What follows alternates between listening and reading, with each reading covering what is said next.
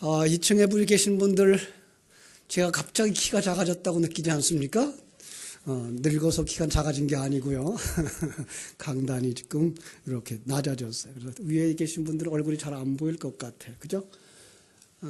참, 한 주간 동안 여러분들이 수고를 많이 하셔서, 이렇게 다 부수고 다시 이렇게 단을 쌓는 일을 했습니다. 수고하신 분들한테 다시 한번 하나님의 격려와 힘주심이 있기를 바랍니다. 그냥 그 일 하시고서 몸살 나셔서 못 나오신 분이 몇 분 계신 것 같은데 참 그런 분들의 수고가 있어서 교회가 변하고 있음을 감사를 드립니다. 요한복음 20장 31절을 보면 성경을 기록한 목적을 이렇게 말하죠. 오직 이것을 기록함은 너희로 예수께서 하나님의 아들 그리스도이심을 믿게 하려 함이요 또 너희로 믿고 그 이름을 힘입어 생명을 얻게 하려 함이니라. 이 모든 성경입니다. 모든 성경을 통해서 예수가 그리스도이며 하나님의 아들인 것을 믿게 하고 그로 말미암아 이제 생명을 얻게 하려는 것이 바로 성경 기록의 목적이다. 그리고 요한복음 1장 1절로 3절에 보면 그분이 천지를 창조하셨다라고 말하죠. 태초에 말씀이 계시니라 이 말씀이 하나님과 함께 계셨으니 이 말씀은 곧 하나님이시니라 그가 태초에 하나님과 함께 계셨고 만물이 그로 말미암아 지은 바 되었으니 지은 것이 하나도 그가 없이는 된 것이 없느니라. 그가 없이는 하나도 된 것이 없다. 그라 창조주 믿습니까? 만물이 그로 말미암아 창조되었다고 말씀하고 있고요. 온 우주를 창조하신 분이라고 말씀하고 있습니다. 그분을 오늘 서문학교회를 향하여 말씀하시면서 서문학교회에게 이런 모습으로 나타나고 계신 것을 우리 8절에서 볼 수가 있습니다. 처음이며 마지막이요 죽었다가 살아나신 이가 그분은 바로 처음이요 마지막이다. 어떤 처음이요 마지막일까요? 이 우주 역사의 처음이요 마지막입니다. 이제 요한계시록을 점점 더 나아가면은 이제 6장에서 7인이 떼어지는데 7이라고 하는 숫자도 완전한 것이고 그 인이 떼어지면 역사가 시작되어지는 겁니다. 바로 그 역사가 시작되어지면서 그 속에서 하나님의 사람들이 일어나고 하나님의 사람들이 영적 싸움을 하고 있는 모습들이 이제 환란으로 다가오는 모습을 볼 수가 있는데 그가 역사를 시작하는 분이고 그분이 역사를 마감하시는 분. 그러니까 온 역사는 누구 안에 있다? 그분 안에 있다. 예, 그분은 크신 하나님이라서 그분 안에서 역사가 진행되는 것을 볼 수가 있습니다. 그분이 이 우주를 삼위일체 하나님이 이 우주를 만물을 어떤 목적을 가지고 창조하셨고 어떤 목적을 가지고 섭리하고 계시고 어떤 목적을 가지고 경륜하고 계신다고 하는 사실을 먼저 우리에게 알려주라라고 말씀하셔서 내가 처음이요 마지막이다라고 말씀하시는 것입니다. 그리고 한마디 더 붙였습니다. 죽었다가 살아나시니 여러분 이것은 예수 그리스도가 2000년 전에 십자가에서 죽었다가 살아나신 이 정도만이 아니고 이 땅의 역사를 품고 계시며 그 속에서 자기 백성을 구원하시기 위해서 이 땅에 오심 그 자체를 뭐라고 한다? 그 자체를 죽음이라고 한다. 예. 저와 같이 이제 수요일 날이나 또 이렇게 오후 시간이나 공부하시는 분들은 이 부분이 익숙하실 거예요. 이제 예수님이 죽는다고 하는 사실은 하나님이 죽을 수 없는 거죠. 하나님이 어떻게 죽어요? 그죠? 그래서 그런데 불구하고 그가 죽었다 살아났다라고 하는 의미는 이 땅에 오신 그 자체가 죽음 안에 들어온 것이죠. 왜냐하면 그는 자유자재로 왕래하시는 분인데 불구하고 이 땅에 오셔서 인간의 몸을 입고 이제 너무나 유한된 삶을 살게 되시니까 그게 바로 죽음이었다라는 것이죠. 그렇습니다. 그리고 성경은 말합니다. 이 세상의 모든 사람들을 다 뭐한 사람이다? 죽은 자라라고 말씀하고 있는 것이죠. 왜 그래요? 이 세상에 있는 자들은 하나님과 관계가 멀어진 자들이고 이 세상에 정의하기를 이 세상은 죽은 것. 그래서 이 세상에 태어나는 자들은 다 죽은 자다라고 말씀하면서 에베소 2장 1절을 우리가 공부할 때 그랬습니다. 너희가 뭐야? 죽었던 너희를 살리셨다라고. 그럼 우리가 과거 예수 믿기 전의 모습은 죽었던 자였다라고 말하고 있고, 그리고 지금 우리는 산 자라고 말하고 있는 것입니다. 왜? 하나님의 생명을 가졌기 때문에 산 자라는 것이고, 영의 나라에 속한 자가 되었기 때문에 산 자라고 말씀하는 것입니다.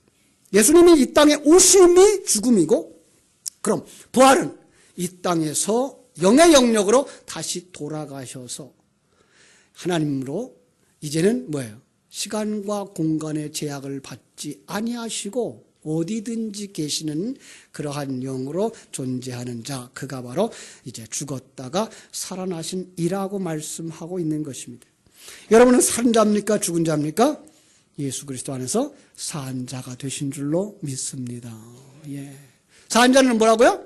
하나님의 영을 가지고, 하나님의 영을 가진 자는 어떤 사람이에요? 영원한 생명을 이미 가지고 있는 자입니다. 비록 이 땅에서 우리의 육체가 벗어지고 죽음이라고 하는 관문을 넘어가지만 그 후에는 뭐예요?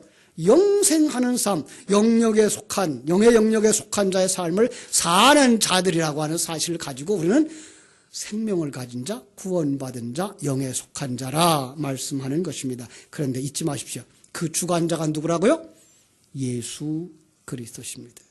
그러므로 이 땅에 사는 모든 사람들이 그 앞에 하나도 숨길 것이 없습니다.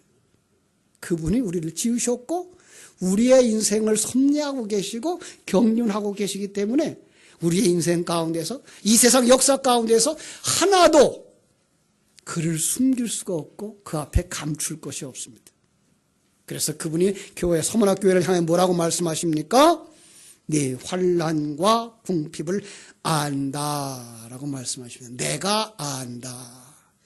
여러분의 상황을 누가 아신다? 하나님이 아신다. 우리 예수님이 아신다. 우리 성령님이 아신다. 여러분의 그 고통과 슬픔과 갈등과 어려움들을 다 아신다고 말씀합니다. 그분 앞에 우리가 무엇을 숨기겠습니까? 그들이 뭘 마땅한다고요? 뭘 당했다고요? 환난을 당한다. 그들이 핍박을 당하였습니다. 그 당시에는 로마의 식민지로 살아서 로마의 핍박을 아주 많이 받았습니다. 로마는 어떤 나라를 정복하면 그 나라를 어떻게 점령해 들어가는가 하면 처음에는 그들의 문화나 사상이나 정치를 최대한 존중해 주면서 거기다가 헬라의 문화를 갖다 덧붙여 줍니다. 예, 이게 혼합 정책이죠. 그러면서 점점 헬라 문화를 가지고 그들을 잠식시켜가는 것입니다. 그래서 로마가 유대 땅을 정복했을 때에도 유대교를 존중해서 황제 숭배를 안 해도 된다. 그냥 일정한 예식만 가지고 있으면 된다. 그래서 그들은 황제 밑에서도 하나님을 믿을 수 있다고 생각했습니다. 그리고 기독교가 생겨나자 역시 마찬가지입니다. 기독교를 유대교의 한 부분인 줄 알고 그들은 잘 대해줬습니다. 그런데 바로가 누구 했어요? 네로 황제가, 바로가 아니고 네로가 이게 시를 좋아하는 사람, 어떤 시를 쓰다가 성 안에다가 불을 질러놓고 그 불 붙는 그림을 보면서 시를 쓰다가 그게 커졌어요. 온 성이 다 타버렸어요.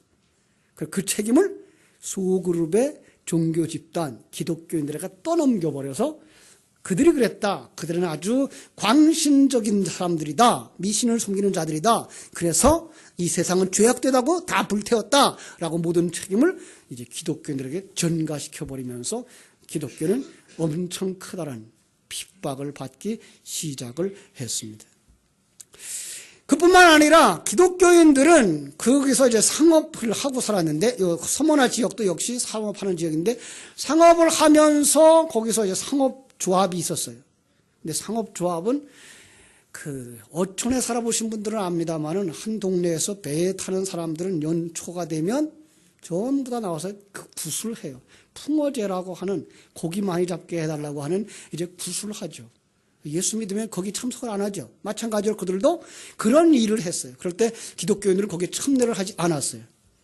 그들은 더 나은 거래를 위해서 뒷돈을 썼어요. 그래서 거기 돈이 많이 필요했어요. 그래서 그들은 회비를 아주 비싸게 받았어요. 그래서 기독교인들은 거기에 들어가지 않았어요. 그러자 그들은 상업하는데 점점 어려움을 당했고, 생활이 어려움을 당할 수밖에 없었습니다. 그리고 주후 81년에서 96년까지 이 도미티안 황제가 로마를 다스렸는데, 그때의 도미티안을 뭐라 그러는가 하면 내가 신이다, 백성들은 다 내게 절하라 라고 공식적으로 선언하기 시작했어요. 그러자 이제 기독교인들은 그에게 절하지 아니했고 환난을 당하기 시작했고, 그래서 아주 극심한 핍박이 왔고 사형했고 유배시켰고, 그때에 유배된 사람이 누구예요? 요 사도 요한도 반무섬으로 유배되어져 갔던 것이죠. 자, 왜 이렇게 교회가 환난을 당한다고요? 성경은 그것이 정상적이다라고 말합니다. 왜요? 너희들이 세상에 속하지 아니하였기 때문에. 요한복음 15장 18절로 19절. 세상이 너희를 미워하면 너희보다 먼저 나를 미워한 줄 알라. 너희가 세상에 속하였으면 세상이 자기의 것을 사랑할 것이나 너희는 세상에 속한 자가 아니요 도리어 내가 너희를 세상에서 택하였기 때문에 세상이 너를 미워하느니라. 예, 그렇습니다. 누구 때문에 우리가 미움을 받아요? 예수님 때문에. 원망하지 마세요. 그분이 우리를 건지러 와서 우리를 포로 잡았기 때문에, 포로로 삼았기 때문에 세상은 이제 예수를 원망하는데 예수 안에 있는 우리가 이 세상에서 보여서 우리가 원망을 받고 있는 거라고 말하고 있습니다. 그래서 성경 속에 모든 의인들은, 모든 하나님의 백성들은 세상에서 환난을 당했습니다. 그들이 환난을 당하는 이유가 뭡니까? 신앙 때문이요, 그리고 진리를 보수하기 위하여 싸웠던 것을 알 수가 있습니다. 그들은 진리를 지키기 위해서 세상과 타협하지 아니하고 복음을 사수하기 위해서 핍박을 감수했던 것입니다. 그러다 보니까 그들의 생활이 어떻겠어요? 궁핍할 수밖에 없습니다. 우리가 잘 아는 대로 그 카타콤이라고 하는 지역에는 그들이 그 땅굴, 그 핍박을 피해서 동굴 속에 들어가서 거기서 살았습니다. 1년, 2년이 아니고요. 200년 동안. 거기서 햇빛을 못 보고 자라서 온 몸에는 피부병들이 생겼고 문둥병이 생겼고, 잘 먹지 못해서 영양 섭취가 안 돼가지고 키가 1m 20밖에 안 되는 그런 시체들이 거기서 죽어서 나왔습니다.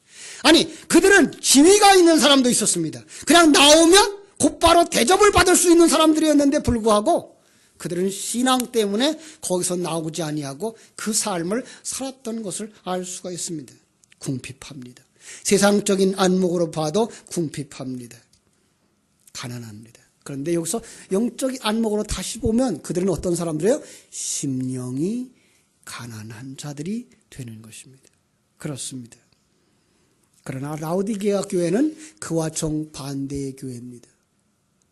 예, 그래서 7교회 중에 책망을 듣지 아니한 교회가 어떤 교회? 바로 오늘 우리가 다루고 있는 서머나 교회입니다. 그들은 진리를 가지고 환난을 당하면서, 핍박을 당하면서, 고난을 당하면서 복음을 전파하고 있었기 때문에 그들을 책망할 아무 이유가 없으셨던 것을 여기서 볼 수 있습니다. 그런데 라오디게아 교회는 뭐라 그럽니까? 스스로 여기를 나는 부자라, 내게 부족하신 것이 없다, 부족한 것이 없다. 그런데 주님은 어떻게 진단합니까? 내가 곤고한 것과 가련한 것과 눈먼 것과 벌거벗은 것을 알지 못하는구나. 여러분, 영의 눈이 안 열리면 자기가 가난한 자인 것을 알지 못합니다. 왜 가난합니까? 자기 재산을 다 팔았기 때문에. 예, 무슨 얘기죠? 나는 이제 청직입니다라는 사상을 가지고 살고 모든 것의 주인이 누구라고요? 하나님이라고 하는 것을 고백하며 사는 삶, 그게 가난한 자의 삶입니다. 그러나 그는 뭘 가진 자요? 영의 양식을 가진 자요. 그래서 뭐라고 말합니까? 실상은 네가 부요한 자니라. 실상은 여러분들이 영의 양식을 가진 자가 부요한 자인 줄로 믿습니다.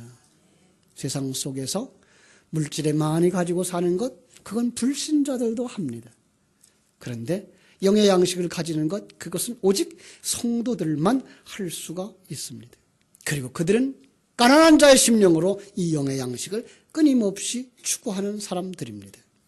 새벽마다 창세기를 공부하신 분들은 쉽게 이해하실 수 있을 겁니다. 요셉이 애굽에 갔습니다. 애굽에 가서 총리가 되어서 사랑하는 아버지, 형제들을 초청할 때 어떤 환경으로 그들이 초청됩니까? 기근이라고 하는 바탕을 하나님이 깔아줍니다. 그 기근 중에 기쁜 소식이 들렸습니다. 애굽에 양식이 있더라. 아들들이 가서 양식을 사오고 다시 사오는 그 과정, 그것으로 말미암아 그들은 어디로 갑니까? 양식이 있는 곳, 왕이 있는 곳, 요셉이 있는 곳, 거기를 상징하여 천국이라고 말하는 것입니다. 우리는 이 세상에서 기근을 만나는 것, 심령의 갈급함을 만나는 것, 이건 복입니다. 그래야만 우리는 어디로 갈 수 있다고요? 양식이 풍족한 곳. 탕자도 봤습니다. 돼지우리간에서요, 돼지 치면서 내 아버지 집에는 양식이 풍족한 일꾼들이 얼마나 많은고 그들도 배불리 먹어요. 그래서 나는 돌아가야 되겠다. 나는 돌아가야 되겠다. 그런 고향으로 돌아가게 되는 것입니다. 양식이 있는 곳을 찾아가는 것입니다.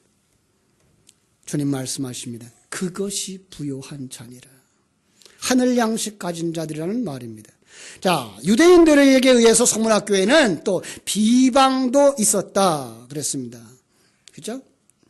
오늘 여기 보니까 9절에 자칭 유대인을 하는 자들의 비방도 할거니와 실상은 유대인이 아니요 사단의 회라. 이거 당자 빼시는 게 더 낫습니다. 지난번 성경은 당자 없었어요. 왜요? 그들은 사단의 집단이었어요. 이건 당은 이게 건물을 얘기하는 것이고 사단의 회, 이거는 뭐예요? 사단의 무리, 이런 의미이기 때문에 당자를 차라리 빼버리는 것이 더 낫습니다. 왜요? 그들은 사단이라는 겁니다. 여러분, 사단의 속성이 뭡니까? 마태복음 16장 생각나십니까? 베드로가 예수님을 가로막고 절대로 안 됩니다. 우리가 당신을 지킬 겁니다. 라고 말했더니 사단아, 내 뒤로 가라. 너는 하나님의 뜻은 생각지 아니하고 사람의 뜻만 생각하는 자로다. 이게 사단이라는 겁니다. 그래서 우리가 사단이 되지 않으려면 어떻게 됩니까? 그의 나라와 의를 구하는 자 되셔야 합니다. 믿습니까? 그래서 성도들에게 기도하라고 말하면서 너희는 먼저 그의 나라와 의를 구하라는 것입니다. 그러면 그의 나라와 의를 구할 때 뭐합니까? 내 것은 내려놓게 되어 있는 것입니다. 내 생각 내려놓는 것입니다. 내려놔야 될 것이 나는 죽은 자여 나는 종이기 때문에 그렇습니다. 그런데 여기 유대인들은 뭘 가지고 와서 그들을 훔쳐가고 비방합니까? 유대인들의 특징이 있습니다. 그것은 바로 성경 속의 유대인들, 바리새인들 특징이 뭐냐면 율법을 지키는 자들입니다. 그들은 율법을 가지고 믿음을 가지고 살아가고 있는 이들을 향하여서 비방했다는 겁니다.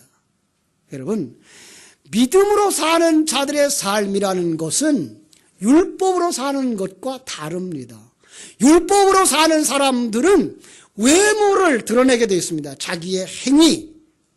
그래서 내가 잘난 모습을 드러내기 위해서 억제도 하고 자기를 다스리기도 하고 남 앞에 참 이쁜 모습도 드러냅니다. 못하는 겁니까? 잘하는 겁니다. 그러나 그걸 갖다가 자기의 의로 쌓는다면 하나님은 그런 자는 천국에 들어가지 못한다라고 말씀합니다. 그런데 서문학교에는 거기서 넘어서서 예수 그리스도를 믿음으로 말미암아 얻은 그 의를 가지고 살았습니다. 다시 말하면 하나님이 내게 주신 그 생명을 가지고 하나님이 내게 주신 그 환경 속에서 하나님이 내게 주신 그 역할을 충성스럽게 감당했다고 하는 사실입니다. 여러분, 이걸 볼 수 있는 눈이 열려야 됩니다. 그러지 못하면 우리도 그렇게 살아가고 있는 이들을 향해서 비방하는 여기에 사단의 회와 같을 수 있습니다. 다시 말하면 믿음으로 살아가는 그 사람들의 모습 속에는 아직도 세상 사람들이 판단하는 그러한 잘난 모습이 안 나올 수도 있다는 것입니다. 그런데 사람들은 그걸 보지 못합니다. 우리의 삶의 행위 매우 중요합니다. 목사가 목사답게 살아야죠. 집사님이 집사님답게 사셔야죠. 그러나 그것을 사람의 판단 기준에 평가되지 않는다는 것 아시기 바랍니다. 성령이 계시기 때문에 성령의 열매가 나타나야 됩니다. 그런데 그 성령의 열매 맺는 시기는 사람들에 의해서 되어지지 아니하고 하나님에 의해서 되어진다고 하는 사실을 꼭 기억하시기 바랍니다. 이제 머지않아서 이제 바깥에 봄철 되면 마른 나무들이 싹이 나겠죠. 과일 나무도 싹이 나고 꽃이 필 겁니다. 여러분, 그 과일 나무 가운데 제일 늦게 싹이 나는 나무가 무슨 나무인지 아십니까? 오전 시간에 누가 아시던데요? 대추나무입니다. 예. 다른 건 다 싹이 나서 푸릇푸릇한데 대추나무는 그냥 시커멓게 있습니다. 여러분, 찍어버리지 마십시오. 그런데 싹이 나면서 꽃이 핍니다. 그래서 그런 먼저 싹 난 그들보다 먼저 열매를 맺고 따게 됩니다. 여러분, 이것 영적인 세계도 마찬가지입니다. 어떤 사람은 예수를 믿고 오래됐는데 그 고질적인 병이 안 고쳐집니다. 아니, 심지어 목사가 됐는데도 안 고쳐집니다. 우리가 잘 아는 중세기 때의 종교개혁자들, 그들 속에도 그런 일들이 있었습니다. 예. 뭐 말하지는 않겠습니다만은 그분들 속에도 자기가 그 사치스러운 것들을 가지는 것, 그것들을 욕망으로 가졌던 분들도 있습니다.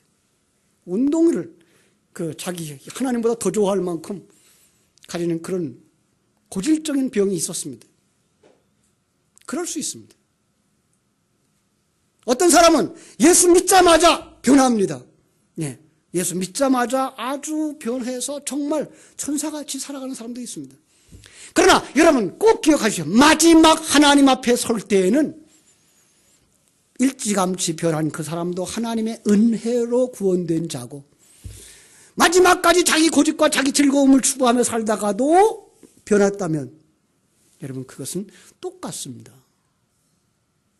이걸 볼 수 있어야 우리는 다른 사람들을 행위가 낫다 못하다 평가하지 아니할 수 있습니다. 그런데 그 자기 고질적인 병은 자기가 알까요 모를까요? 압니다. 이 사람은 그래서 그 고질적인 병을 가지고 하나님 앞에 늘 기도합니다. 이건 아니잖아요, 하나님. 이건 아니잖아요. 그러면서도 그 병을 고치지 못하더라는 겁니다. 그것도 누가 고쳐야 됩니까? 하나님이 고쳐야 됩니다. 바울 사도 가시가 있었습니다. 어떤 가시인지 모릅니다. 그런데 그 가시라고 하는 단어는 스콜롭스라고 하는데, 이쪽 옆구리에서 이쪽 옆구리까지 뚫는, 노예를 잡으면 노예를 포로 잡아가기 위해서 철로 옆구리를 뚫는 그 철장이 스콜롭스입니다. 그만큼 고통스러운 게 있었습니다. 어떤 사람은 얘기합니다. 그게 간질이었을지도 모른다고. 여러분 생각해 보십시오. 김 목사가 여기서 설교하다가 갑자기 넘어졌다. 다음 주에 오시겠습니까? 바울 사도는 그랬단 말이에요. 그러니 얼마나 하나님 앞에 기도했겠습니까? 그런데 하나님 뭐라 그랬어요? 내 은혜가 내게 족하다. 넌 그렇게 살면서 너를 드러내지 말고 나를 드러내야 되는 거야 라고 말씀하셨습니다. 사랑하는 여러분, 오늘 우리는 예수 안에서 모든 문제가 이 세상에서 해결된다는 생각을 버리십시오. 하나님은 하나님의 사람으로 여러분들을 택하셨으면 점점 만들어 가실 것입니다. 그 만드는 과정, 거기에 고난이 있고, 거기에 시험이 있고, 거기에 질병이 있고, 거기에 실패가 있고, 거기에 성공이 있고, 여러분 높였다 낮췄다 가지게 했다 못 가지게 했다는 모든 과정을 통해서 여러분을 만들어가고 계신 그 사실을 인정하는, 하나님의 주권을 인정하는 성도들이 되어지기를 주님의 이름으로 축원합니다. 그렇습니다. 그 믿음이 없으면 우리는 잘 나가는 사람들은 믿음 좋은 사람 그럽니다. 아니요, 그건 가짜들이나 판단하는 것입니다. 가짜 믿음의 사람을 어떻게 생각합니까? 일이 잘 되고 있을 때는 하나님이 복 주셨다고 생각합니다. 그러나 그 사람들은 환난과 핍박이 오면 금방 떠납니다. 가짜이기 때문에. 왜? 하나님이 왜 이런 것도 안 고쳐줘? 이런 것도 안 막아줘? 떠나게 되어 있습니다. 그러나 여기서 진리를 아는 자들은 그 실패 속에서, 그 환난 속에서 무엇을 본다고요? 하나님의 주권을 보며, 하나님이 나를 만들고 계신 그 손길을 보며, 거기서 하나님을 찬송할 수 있을 때 그가 범사에 감사하는 자 되어지며, 그가 성경에 말하고 있는 모든 것을 합력하여 선을 이루시는 하나님을 찬양하는 자 되어질 줄로 믿습니다. 여러분들이 거기에 들어가셔야 됩니다. 그렇습니다. 그런데 그 영적 싸움 속에 우리가 있다는 사실입니다. 예. 나는 괜찮겠지? 아니요. 여러분 정말 괜찮다면 문제가 심각한 겁니다. 여러분 속에 진리와 생명의 말씀이 들어오는 그날부터 성경이 원하는 자기 비움, 자기 십자가 지고 가는 삶과 내가 추구하고 있는 내 욕망과 싸움이 일어나게 되어져 있습니다. 그리고 어떤 사람은 종교적 행위까지도, 종교적인 직분까지도 자기 의를 쌓는 데 써먹고 있기 때문에 그 진리가 떨어지면 진리가 떨어진 곳에 전쟁이 일어나게 되어져 있습니다. 그래서 거기서 고난을 받는다고 말합니다. 성경 뭐라고 말합니까? 너는 장차 받을 고난을 두려워하지 마라. 볼지어다 마귀가 장차 너희 가운데 몇 사람을 옥에 던져 시험을 받게 하리니 너희가 10일 동안 환난을 받으리라. 영적 싸움, 세상 눈으로 보면 고난입니다. 고난을 두려워하지 말라고 말씀하십니다. 왜요? 고난이 왜 온다고요? 하나님의 사람으로 만들어가는 과정 속에 영적 싸움으로 일어나기 때문에 온다고 말하는 것입니다. 히브리서 12장 8절에서는 그 고난을 이런 말로 바꿨습니다. 징계는 다 받는 것이오늘 너에게 없으면 사생자요 친아들이 아니라. 징계. 이것이 원어로 이제 파이데이아라는 말을 썼어요. 파이디온. 아마 그 주일학교 사역들을 많이 하신 분들은 기억할 거예요. 파이디온 선교에 있죠. 그 파이디온이라는 말이 어린아이인데 여기 파이디아가 어린아이들을 교육하기 위한 훈련. 예. 그러니까 어린아이를 위한 교육과 훈련, 이것이 바로 파이데이아입니다. 파이데이아입니다. 하나님은 자기 백성을 명실상부한 하나님의 아들로 만들기 위해 뭘 쓴다고요? 징계라고 하는 고난을 우리에게 준다고 말씀하고 있습니다. 그래서 바울 사도는 디모데에게 뭐라고 말합니까? 너는 그리스도 예수의 좋은 병사로 나와 함께 고난을 받으라 요구합니다. 완성으로 가는 그 길목의 훈련과 연관, 그것이 고난일진데 우리가 두려워할 이유가 없다는 것입니다. 그런데 거기에 누가 등장합니까? 마귀가 등장합니다. 마귀가 장차 너희 가운데서 몇 사람을 옥에 던져 시험을 받게 하리니 너희가 10일 동안 환난을 받으리라. 여기 중요한 단어 마귀, 그리고 10일, 그리고 환난입니다. 여러분, 마귀가 왜 옵니까? 마귀가 사단의 그 예수님의 도구라는 사실을 잊지 마십시오. 우리는 괜찮은데 내 앞에 나쁜 일이 일어나고 그 일이 안 되면 마귀의 장난이 아니라 하나님이 우리를 하나님의 사람 만드는 데 쓰는 도구들 가운데 하나가 말씀이고 하나가 마귀라고 하는 사실을 잊지 마십시오. 그렇습니다. 마귀도 하나님이 쓰는 도구입니다. 그런데 하나님이 어떻게 쓸까요?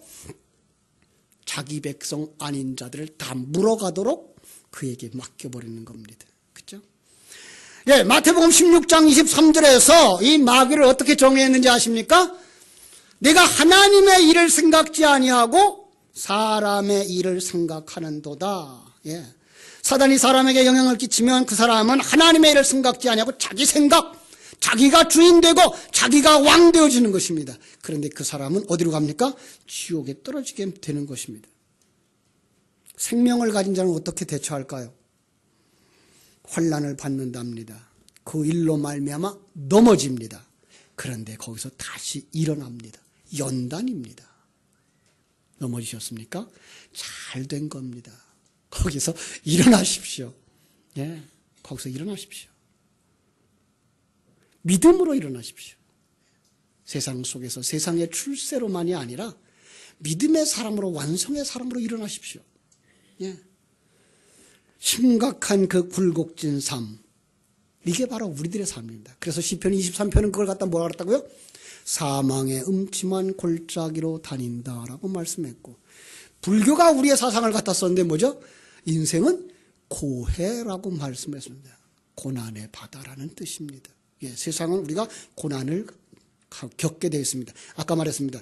그런데 하나님의 백성들은 그 고난의 이유를 알고 가서 천국으로 가는 것이고, 불신자들은 그 고난의 의미를 모르고 가서 지옥으로 가는 것입니다.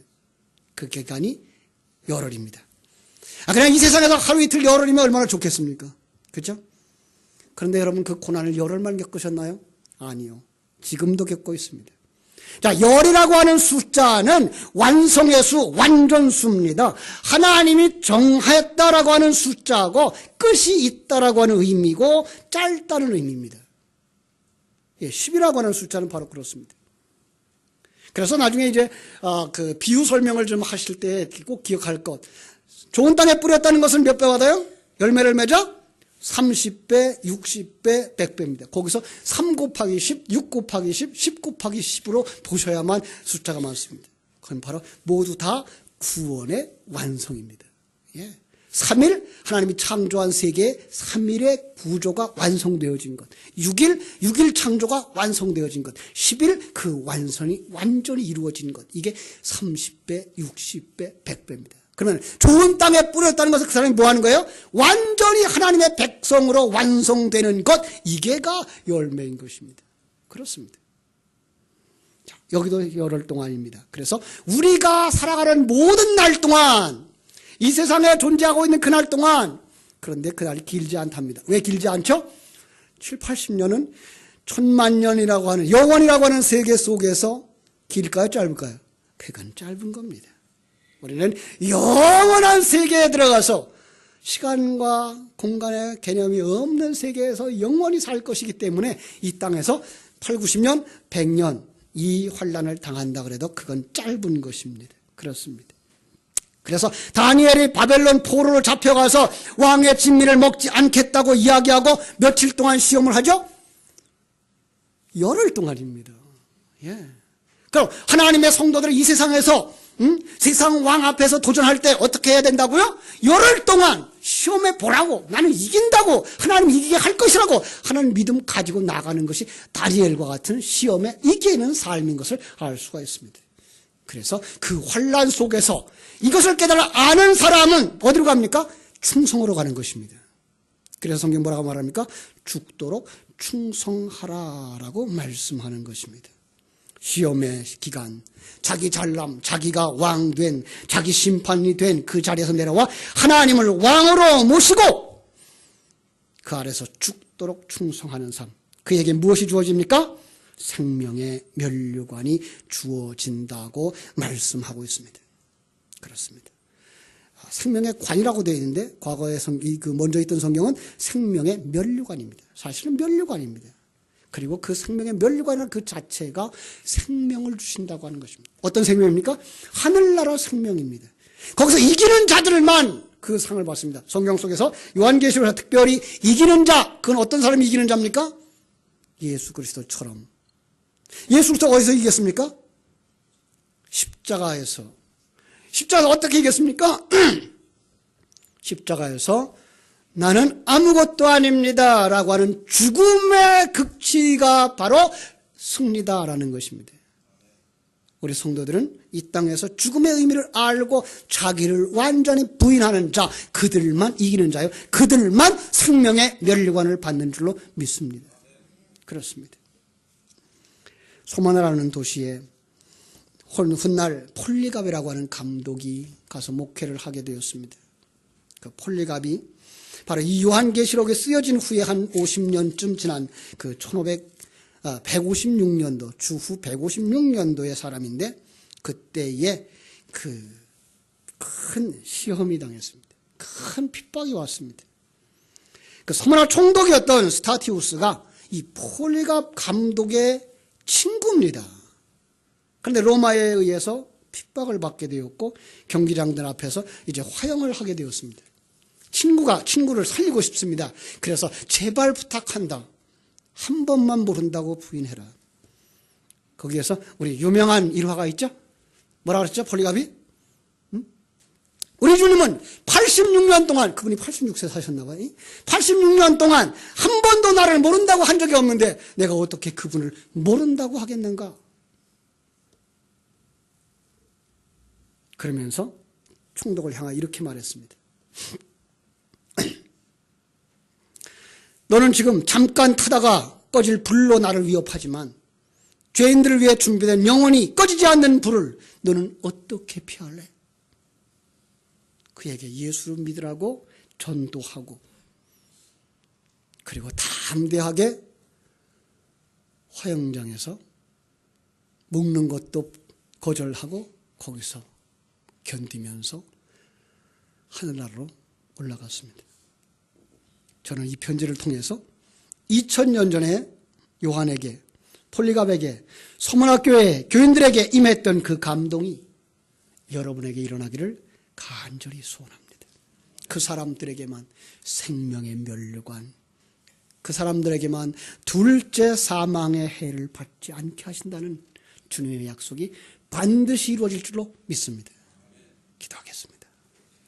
하나님 우리 아버지,